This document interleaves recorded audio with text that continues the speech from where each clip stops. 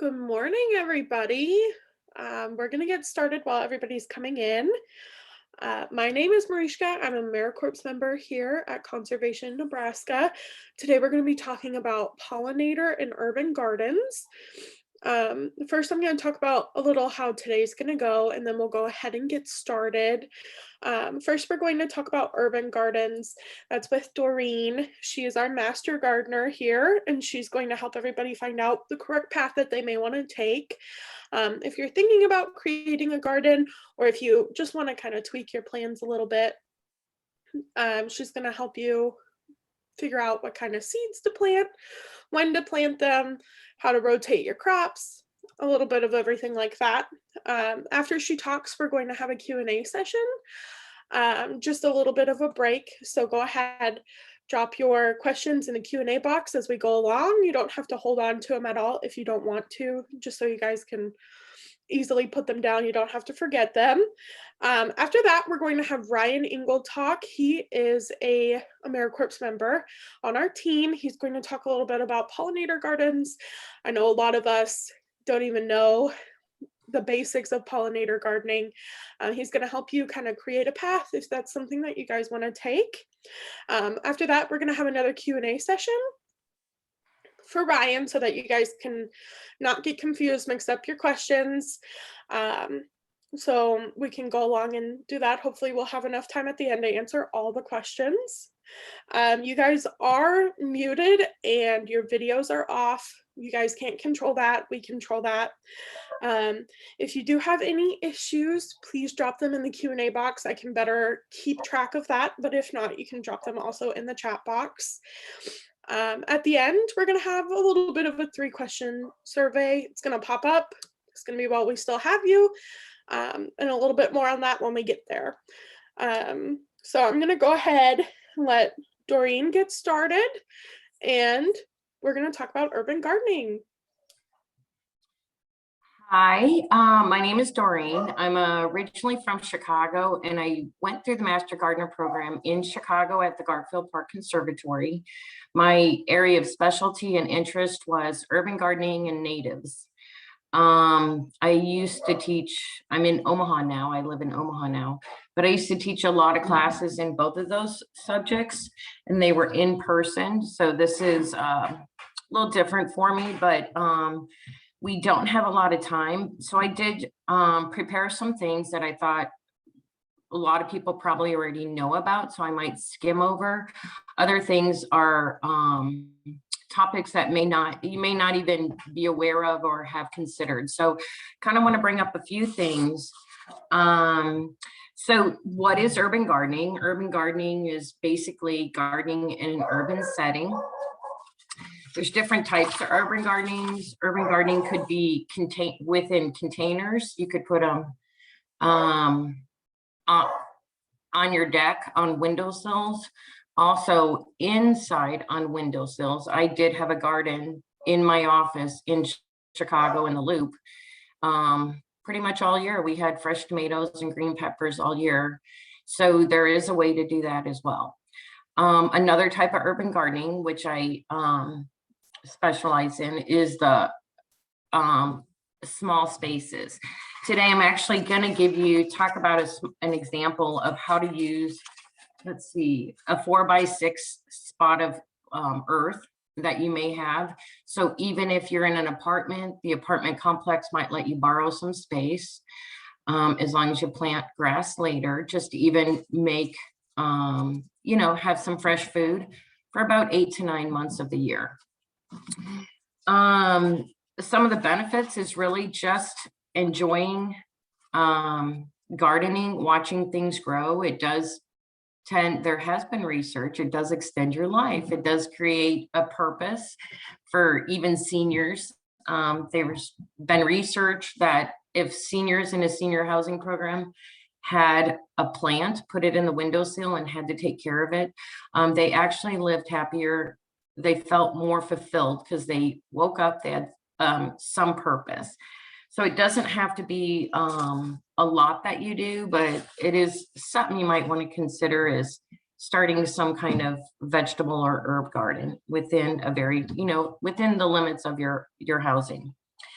So first of all, what you would want to do is plan what kind of garden you want to have, what space you have available, and what you want to do with the food. So sometimes harvest, if you're growing 5 tomato plants, September is going to be full of tomatoes. You'll have tons of tomatoes all coming in at the same time. And God forbid it rained for 2 or 3 days, they'll start busting and they won't be as pleasant looking as if they were fresh or without being busted. So you want to make sure when you're planting your garden that you have, you understand when the vegetables will need to be harvested, and also a plan for what to do with the vegetables or herbs. You could freeze, can, dry. I use all three. A lot of my herbs I dry. You can also put them in freezer, in water, or Ziploc bags with some water if you want them fresh for a later time. I do a lot of canning. My garden, when I do plant, it is a lot of it has to do with what will I be canning that year. And then freezing. So if you have tons of tomatoes, you can actually throw them in the freezer and freeze them and prepare them later so that your crop doesn't go to waste. So the planning piece is pretty important. Next, you want to decide what kind of seeds. Do you want to use seeds? Do you want to have starter plants that you get at like Menards or Ace? I use both. I think both are good for different things. If you're making chives, you put a bunch of seeds in a hole and they just keep growing, and you cut and they just keep growing. My tomatoes and peppers, I do tend to purchase transplants. You can get 4 transplants for like $1. So it's so cheap, and I never have to worry about if I started them at the right time. So the soil, a little bit about the soil. Some people like to test their soil every year. You can contact your local extension office to find out where they recommend testing. Some of the extensions offices I know in Illinois do testing. Here, I contacted the extension office and they told me where to go for testing. So I would just contact your local extension office to get advice or guidance on where they would refer you. Also, if you are doing container gardenings, you want to find out, so tomatoes and peppers, you would like to probably put them in 5-gallon plastic buckets. And if you are using potting soil for containers in indoor gardens, I would recommend, well, it is recommended that you do change that soil up just due to lack of nutrients. They get drained out each year. And also disease can kind of fester in there when it's not being used. So you probably know the hardiness zones in Nebraska are 4 and 5. So I have a list of some of the plants, and vegetables, or vegetables and which ones are best for container gardening. So peppers, you can do hot and sweet peppers. If you're going to grow the peppers, you got to really remember how many you're planting and when they'll be ready. They're a little bit easier to harvest because they come in at different times. You might have little ones or bigger ones. One thing with peppers and tomatoes, if you are growing them inside, you do have to pollinate them yourselves. So the next guy might be talking about that, I'm not sure, but all I do is take an eraser and I move it from flower to flower. It actually pollinates them, and then your fruit will start growing. Some other vegetables that are good for container gardening are beans. You could do the string beans or the climbing beans or the bush beans. Both are really good. We're going to get into vertical gardening in a little bit. So it really does depend on the space. Salad greens are super easy to grow. They grow in a very short period of time. They have a shallow root. They constantly come in, so make sure that you are ready to cut and eat. Like I said, the tomatoes. Summer squash is another really, really good container garden or container vegetable. And again, we'll get into the vertical growing in a little bit. Peas are very good as well. Root vegetables. We're going to get into that a little bit too. So root vegetables grow in the ground. A lot of root vegetables are cold season crops. So you could actually plant them first around the outside of the container, like towards the outer portion of the container, and then put a tomato plant or pepper plant in the middle, so that you're actually using that space to the max you can. And then again, in August, September, you can plant another root crop because it'll be cool season. And by the time the root plant starts, the root starts coming up, the tomatoes will already have been harvested. That'll be succession planting, and I'll get into that a little bit more in the future, or in a few minutes. Green onions, and also there's a lot of herbs to grow. So find some herbs that you're interested in, and grow some. Extremely easy to preserve. So say you're growing chives, they constantly grow. You really don't need a lot of chives, even if you love them. You would just, when they're ready for harvest, you would cut a bunch, chop them up, and you could actually either dehydrate them in the dryer. You might have a dehydrator at home, or not in the dryer, in the oven, and then put them in a glass container, and they will stay preserved for a long time, and you'll be able to use that all year. You can also use that fresh. So I always recommend at least chives. Parsley is another one, cilantro. Both of those are very easy to dry as well, so that you don't waste your crop.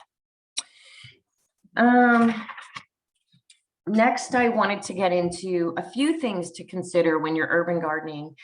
As I was saying earlier, there's vertical growing. So whether you have a small plot of land, you might have a fence, you might have it up against the house.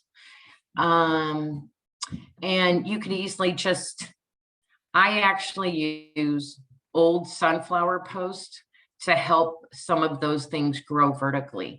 So I actually reuse product from the, stuff from debris from my garden from the year before to use to hold up peas, the beans, the climbing beans. Let's see. So with the vertical gardening, I have some notes so I don't go off topic. Yeah, so there's the trellising, caging, staking, and training. And the benefit of growing some of your vegetables north is that you're able to use the space. So even if you have a small 4x6 spot of land, if you grow, and you need to watch where the sun is, because you don't want the big tomatoes blocking the squash later in the season when the tomatoes get really large. So you really want to be cognizant of that. That gets into the planning part of the garden. Let's see, what was I saying? So some of the plants that you can grow upward, I actually use tomato cages, and I grow cucumbers in tomato cages, and I train them to go up the tomato cage and over my fence, so that I save a lot of space. And I actually do zucchinis right next to them that will take up some of the ground space. And then again, I put the zucchini, let's see, butternut squash grow upward, and I love butternut squash. It's easy to prep and freeze, so it's really good vegetable as well. Some of the summer squashes, the zucchini does not grow up. You do need the land space for that one. If you're if you have an apartment or a windowsill that you can put some vegetables on, a lot of people will put flowers in their on their windowsills. Add a couple vegetables, add some herbs in there.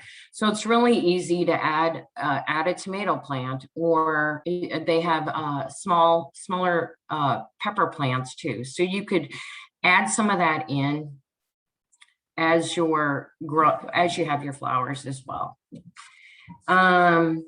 So the vertical growing and then succession planting. So I was starting to mention succession planting a little bit earlier.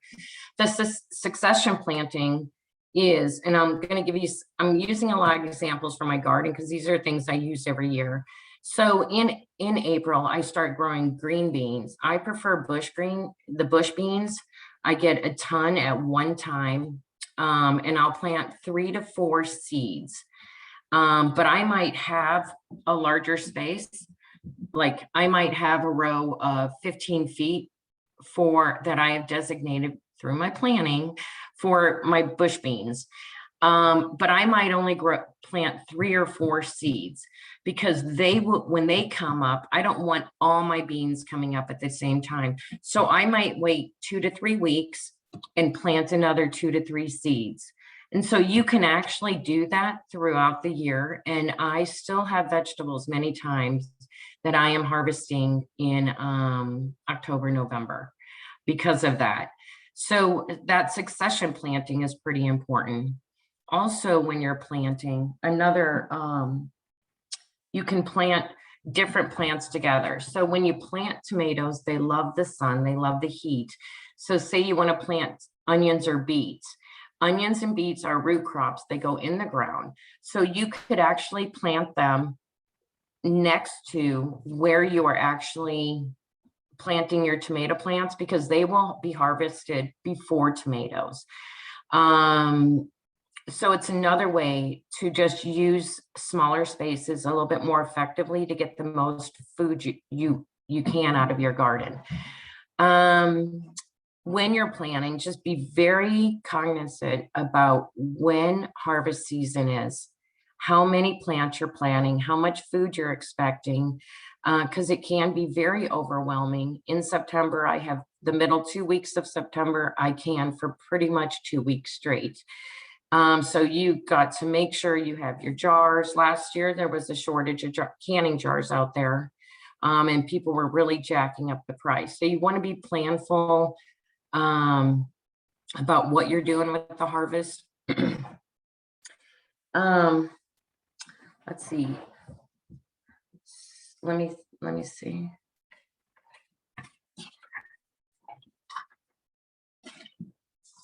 And then okay, mulch. I wanted to get into mulch briefly. I'm sure everybody is familiar with mulch. We use it for everything.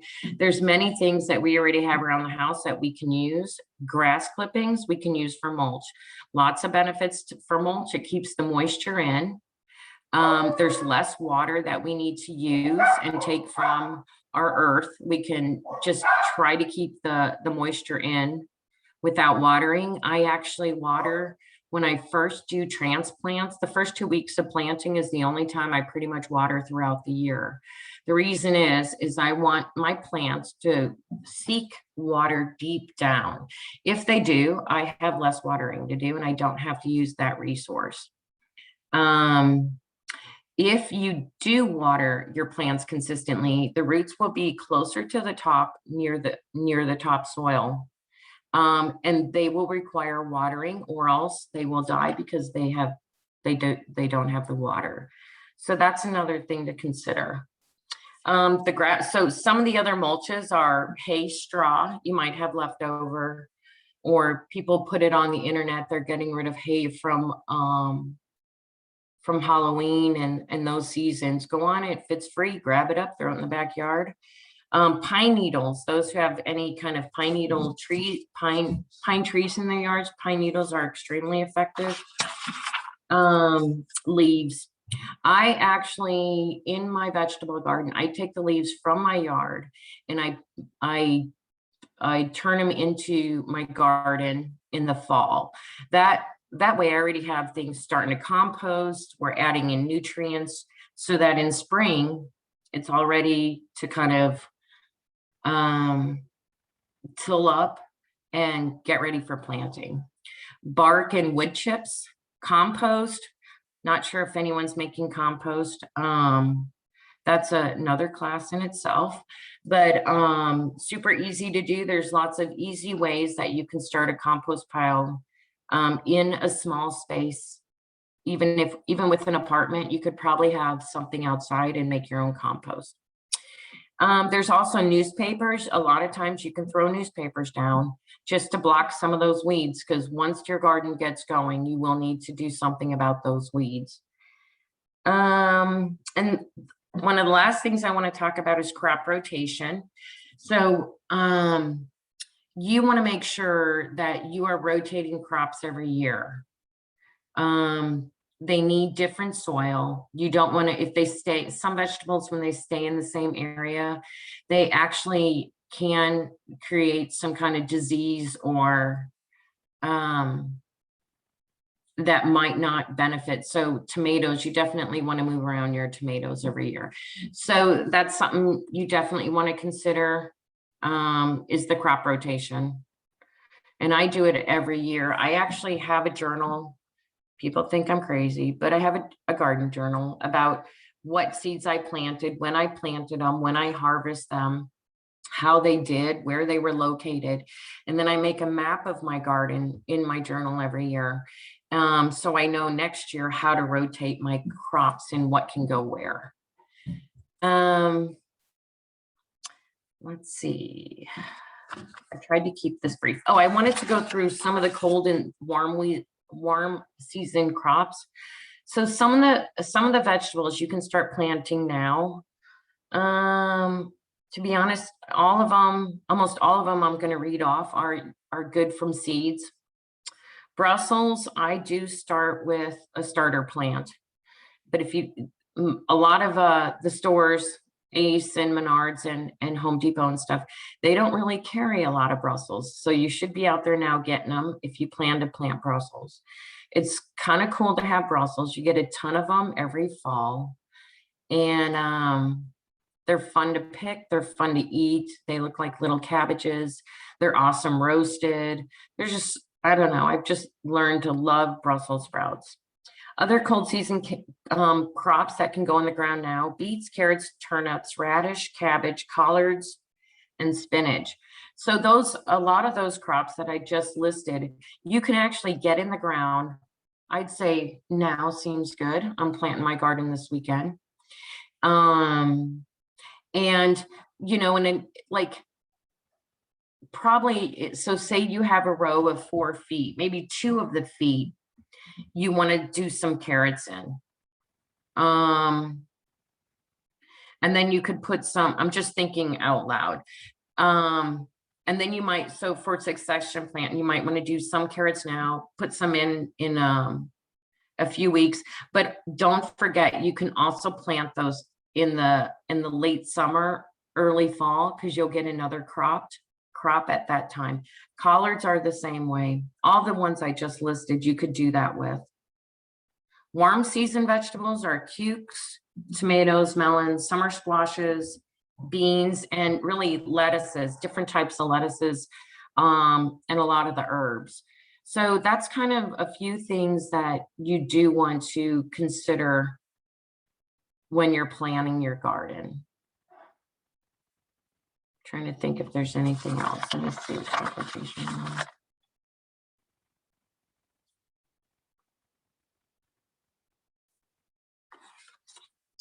And also, I think the biggest benefit of urban gardening is that everybody can have some kind of fresh food that they can grow themselves, anybody, anywhere they live. So even if you have an old plastic cup from a concert you attended, a big plastic cup, you know what, stick a hole in there, stick some potting soil in, and grow some herbs. You don't need a lot of space, even for parsley. Put a few seeds in the dirt. and enjoy something. And another thing I do is I try a new vegetable or herb every year. So, and that's just to kind of see if there's something else I like, or I'll just go to the garden center and cruise through stuff and say, oh, that's a different kind of pepper. I'm going to try one of those this year. So be creative, try something new. And a lot of the things that we talked about today, having a garden, it's pretty much no fail. There's not a lot you can fail at. The container gardens, you do need to keep watered, and I do recommend putting a little mulch around there, just to keep some of that water in, because you don't want, the water will leave that. You should probably put a little hole in the bottom of the container for drainage.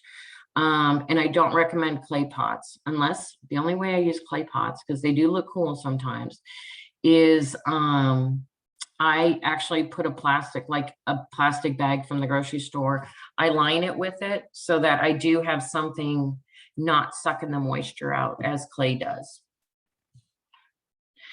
That's about it, guys.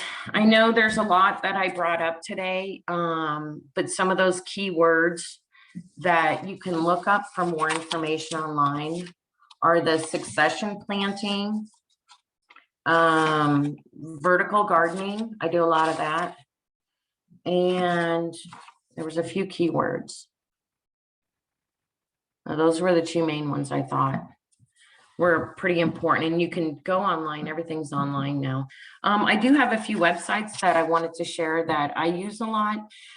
Any of the extension offices, there's the mastergardener.extension.org is another resource, has tons of stuff from Master Gardening, the Master Gardener program. The Old Farmer Almanac is one of my favorites. So those are just a couple of them. And then anything else, I get the Mother Earth news. So there's so many cool websites out there now, and you can get on their email list, and they send out tons of, right now I'm getting tons of tips on gardening and how to, what to get started and when. So, just, I would try something a little different, try or check into one of those websites just to gather more information if you're interested. And that's it, Mari. All right, thank you, Doreen. Ryan was having some technical difficulties, so we were unable to get him to join today, but we are going to put in chat a few resources for you guys to look at. We do also have a previous event on pollinator gardens that we're going to link for you guys, just those who are interested. Sorry if this is what you came on for. We're going to go ahead and get started with some questions. If you have any questions, go ahead, put them in chat. Don't feel weird about any type of questions. Doreen's going to answer them to the best of her ability. We may leave a little bit early today. So our first question for you, Doreen, is, I love gay feathers. What is their growing season? Do you know the growing season? Okay. I do not know. I do not know their growing season offhand. I do not have that information with me right now. I do. But I love them too, so. Yeah, I love them too. I'm pretty sure, I think I did just look it up to make sure that I was correct, but the best way for them to germinate is going to be 60 to 75 degrees. So probably May is going to be the best time to plant those. They're great from bulbs. I would probably plant them from bulbs myself. So that's probably going to be the best thing for you. Do you have any good advice on watermelons or strawberries, Doreen? So my question would be, do you have space outside, or is this container gardening? Can you find that out? Outside. Oh, so you have a yard. So watermelons, you need a lot of space. So I would definitely, if you have a fence, or if you have, one thing I do use, I have my tomato cages, and you can put them next to each other or along a fence, and you can train the watermelons to actually go along. Your plant will trail along a fence, and you can just use a little string and tie it up there and kind of work with it to kind of get to train to connect to the fence. And then the tomatoes the watermelons will be falling from there. So you can actually grow them if you have a fence or something, or else you can use those tomato cages. I do use them to keep some of those vegetables off the ground, especially my butternut squashes. So if you are growing them outside in the earth, that's what I would recommend. Regarding strawberries, to be honest, I don't feel I get enough strawberries that it's worth me growing them. So I actually don't really grow a lot of strawberries. I know a lot of people have. Here's another question. They're great for a hanging basket. Yes, they are. Is it safe to put them outside now or wait until danger of frost is over? I do believe strawberries do have to wait until the frost is over. You could start hardening them off. So put them outside so they get, they're in a hanging basket. You could even hang them outside during the day when the sun's out, get them used to the wind and everything. And then follow whatever the tag says on there, depending on what kind of strawberries you got, because there's all kinds of different types of strawberries, when to plant them outside. All right. So our next question is, do herbs grow just as well in pots, or are they best in a garden? Herbs, like I say, you can grow them anywhere. So even if you have a flower bed, throw some herbs in there. There's a lot of herbs that look cool. They do flower. I have lavender I grow. You can use that I make my own soap. I can put it in soap. You can use it for cooking. So even having one, and they're cool flowers, right? Because they're purple. I think you can do really good with herbs, either outside or inside. Okay. My first year with potatoes, are they okay with tomatoes next to them? Okay, that's a good question.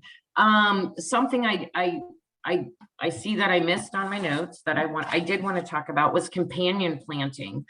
That is something you can look up online. I do not know offhand if potatoes and tomatoes go next to each other. But companion planting, a little bit about that, since we do have a few extra minutes here. The companion planting, so like there's certain plants that keep bugs and things out of your garden. So for example, chives, because it's an onion smell. When you grow garlic's super easy to grow. So if you have an outdoor plot, throw some garlic in the ground. You don't have to buy anything special. You can get the garlic bulb from the grocery store, break it into little each of the little pieces, and put them in the ground. I would say about 4 inches apart, and you're going to get a huge, you'll get garlic in the fall. And there's nothing better than fresh garlic. When you pull out your garlic, just like your onions, you just take it, you shake off the dirt, and you lay them outside for a few days for them to dry out. And it's exactly like the garlic you get at the grocery store. Anyway, so the companion planting is something I also want to make sure people know that they're able to look up. They have, there's a lot on the internet about it. But you can grow a lot of those vegetables together. And to be honest, I can't remember off the top of my head if potatoes and tomatoes go well together. For me, the potatoes, it seems like if you plant them now, you'd be able to harvest them before the tomatoes are full grown. So it seems like logically that would make sense.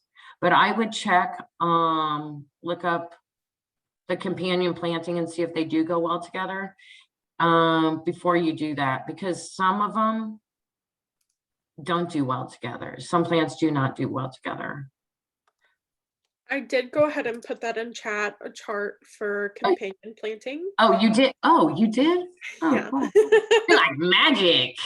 I am magic. Gotta go with the flow. I had squash bugs last year on my butternut squash, and cucumbers raised bed space.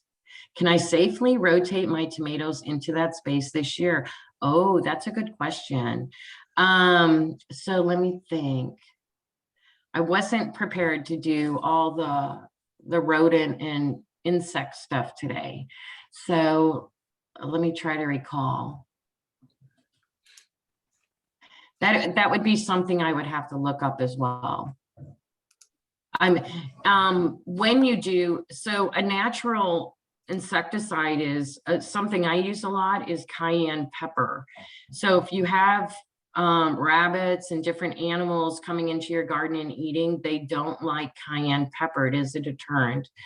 You can also put cayenne pepper, a little bit of dish soap, and water into a spray bottle and spray some of those vegetables so you don't have some of those bugs.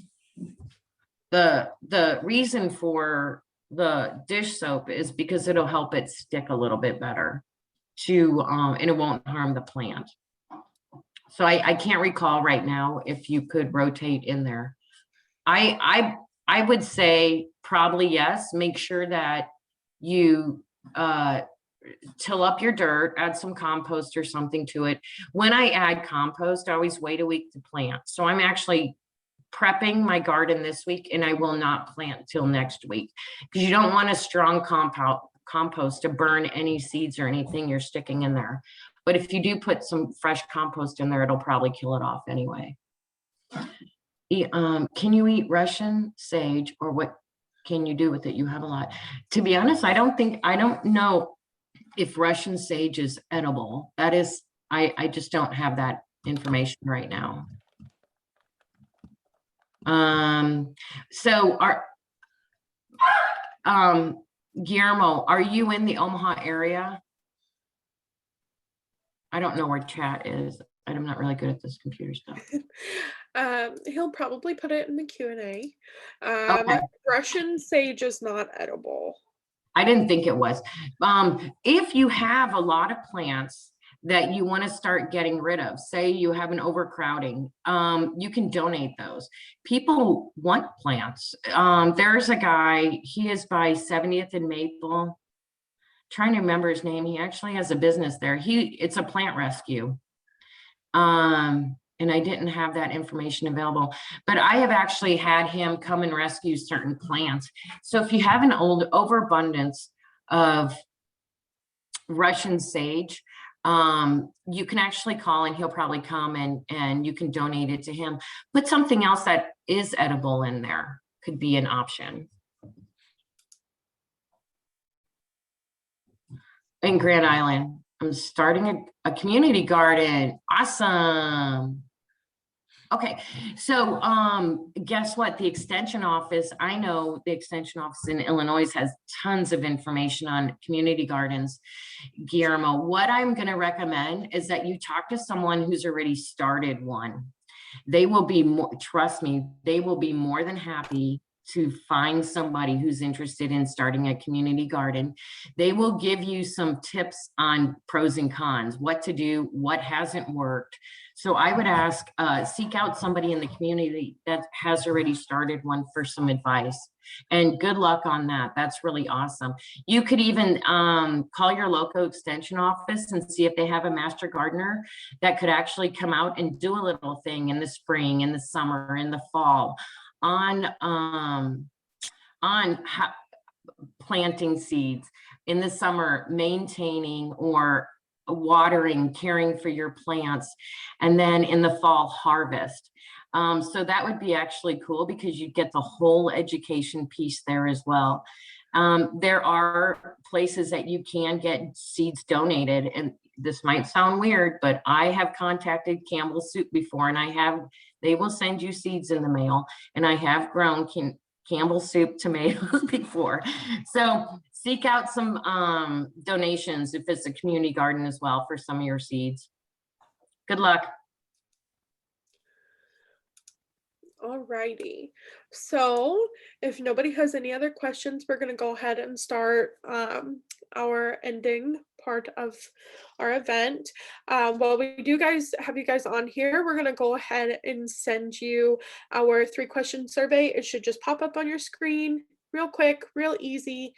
And I just wanted to go ahead and thank you, Doreen, for coming and chatting with us today.